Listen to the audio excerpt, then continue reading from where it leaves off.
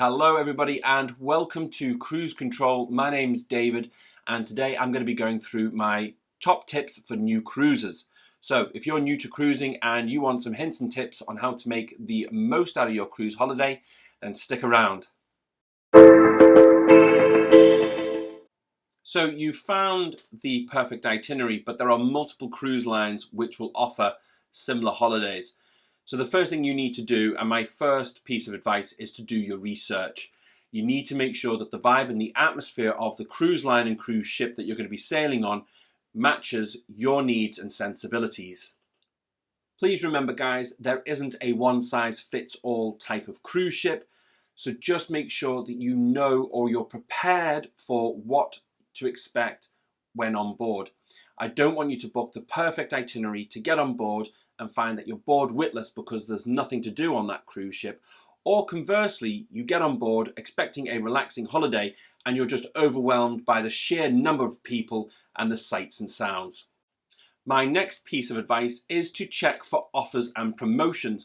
A lot of cruise lines will offer you discounts or onboard credit to book with them. Not only do they offer onboard credit, but certain cruise lines will offer you free parking, free coaches to and from the port. A lot of cruise lines will offer discounts or promotions on their drinks packages. So make sure you have a good look at what promotions are available and then work out which of those promotions are going to be best suited to you. One thing I just quickly want to cover before I move on to my next piece of advice is onboard credit. Now, ships run cashless systems, which means it's not a pay-as-you-go process. Anything you buy on board will be added to your account and you will get a bill at the end of the cruise. Now, I've alluded to in previous videos why I like to try and reduce that final bill at the end by front-loading the costs of certain packages. But when it comes to onboard credit, you can use that credit, and it's not cash or it's not money, but it's just a credit towards that account and you can use that to buy things. Please note that if you do get onboard credit, that you cannot get that refunded to you at the end of the cruise. So if you don't spend it all by the last day of your cruise and when your account is closed, you will lose that credit. My next piece of advice is if you're not on a package holiday, then you should get to your embarkation city as early as possible.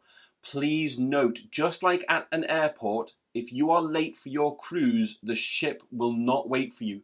It will go. There are thousands of videos out there on YouTube of people running down the quayside, waving at a ship while it starts sailing off onto its next port of call.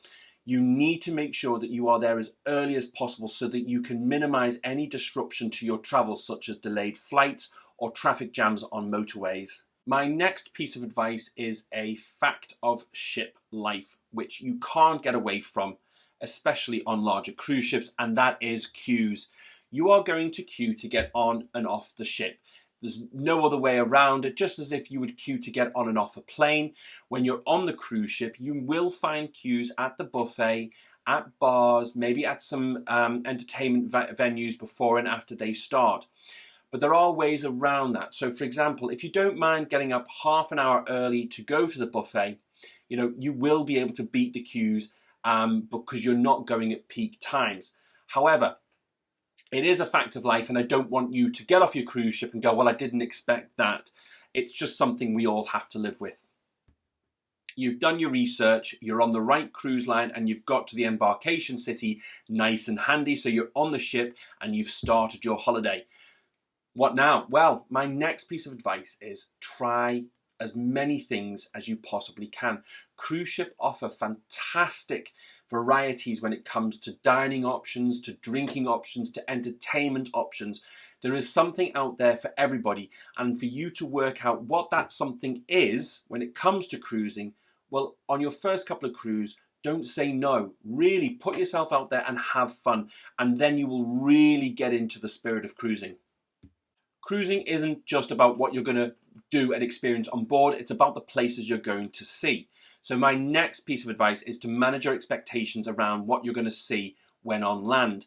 Now, cruise ships are only in port for several hours, 6 to 8 hours maybe a little bit longer than that. So my advice to you is to please plan your activities when you're on land. Now, that doesn't mean that you have to rush off to the excursion desk and buy every excursion under the sun from the cruise line. Many ports, especially in European ports, will have hop-on, hop-off buses that will pick you up at the quayside and drop you off. And they are a fantastic, inexpensive way of exploring a new destination. But my advice is to plan ahead. Make sure you know what you want to see in the time that you have. That just about wraps up my video for today. I hope you enjoyed those few nuggets of advice and that you will find them useful when planning or going on your next cruise. If you've enjoyed what you've seen today, please hit that like button, give me a thumbs up. Also, if you want to see more from me, please subscribe. I really do appreciate it. And as always, as a wise man once said, a YouTuber is only as good as the comments he or she receives. So please leave me comments and feedback. It really does help. Right, until I see you next time, I hope you guys seize the day. Bye-bye.